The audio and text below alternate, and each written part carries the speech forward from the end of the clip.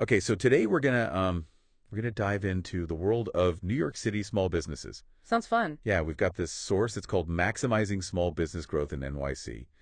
Key strategies and tools, and I know titles like that can sound a little bit, dry. Right. But this one's actually got some pretty interesting bits of information in it. Yeah, I think what was really fascinating to me about this source was how it kind of flips the script on a lot of the challenges that we think about when we're talking about, running a small business in New York City. Right. Instead of focusing on, overcoming these hurdles, this source is more like, hey, you know what?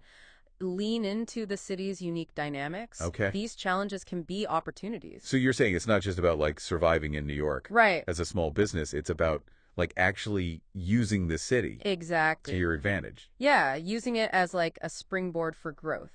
So how does that play out? Like, how do you actually do that? Well, one of the things they talk about in this source is, hyperlocal targeting. We hear that a lot. Mm-hmm. But they take it a step further than just saying, focus on your neighborhood.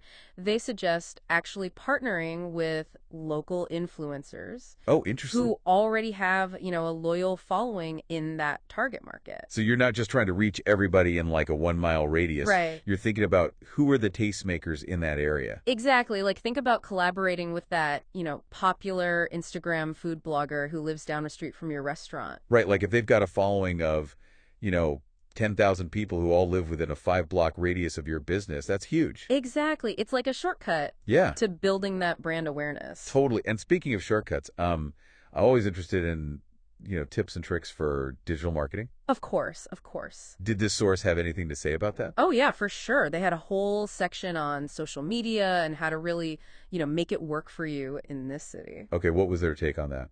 Well, they kind of challenged the idea that you need to be on every single platform. Right. I think a lot of us feel that pressure to be on Facebook, Instagram, TikTok, Twitter, everything.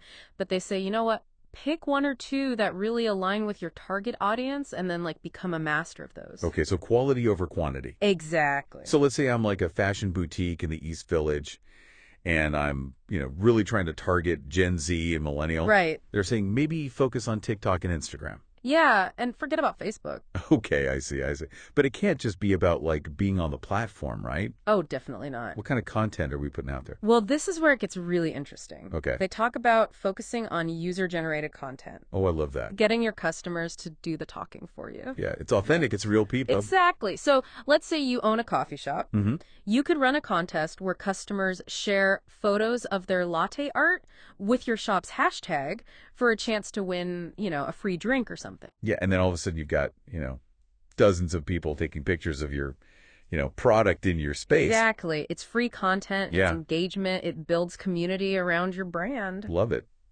Love it. And something else I'm thinking about is collaborations. Oh, yeah. I feel like in New York City, that's such a powerful tool. Totally. And this source actually highlights that they talk about the power of partnering with other businesses that, kind of complement yours. Right. It's not even competition. It's like co-opetition. Exactly. You're helping each other out. Right. Like that coffee shop could team up with a local bakery for a special weekend brunch deal. Yeah. Or like a bookstore could partner with a nearby wine shop. Exactly. You're tapping into each other's customer base and creating like a unique experience that people are going to want to talk about. It's like, rising tides lift all boats or whatever that saying is. Exactly. I love that. Yeah.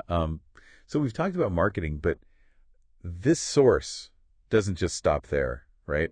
Right. They actually delve into some of the more practical tools Okay. that can really help streamline your operations. Okay, so like the less glamorous side of running a business. Exactly, but equally important stuff. Yes, because what's good is a killer marketing campaign if your books are a mess. Exactly, and this source really emphasizes that holistic approach to growth. Okay, so we're thinking about marketing, we're thinking about operations, we're thinking about, really the whole picture of how to run this business successfully in this crazy city. Mm-hmm. This has been so insightful for our listener out there who's, maybe thinking about launching a business or trying to grow their existing business in New York City. What would you say is the most important takeaway from this source? I think the biggest thing is that you have to kind of embrace the unique energy and challenges of New York City and use them to your advantage. Yeah. It's about understanding your target market, on a really deep level, and then finding creative ways to connect with them, whether that's through hyperlocal influencer campaigns or, partnering with a business down the street. So it's not just about surviving in New York. It's about using the city itself as a springboard for growth. Exactly. I love that. And this kind of leads to another interesting question that I think our listeners should consider. Okay. How can you use the city's unique cultural tapestry, all the different people and communities and ideas, Right. to inform your brand's story and really stand out in this crowded marketplace? Oh, that's such a great point. Like, what makes your business authentically New York? Exactly. That is a fantastic point to ponder. I love it. Okay, listener, you are officially armed with some next-level insights for navigating the NYC small business scene. It's a jungle out there, but now you've got the tools to not just survive, but thrive. Good luck out there. We'll see you in the next deep dive. Bye.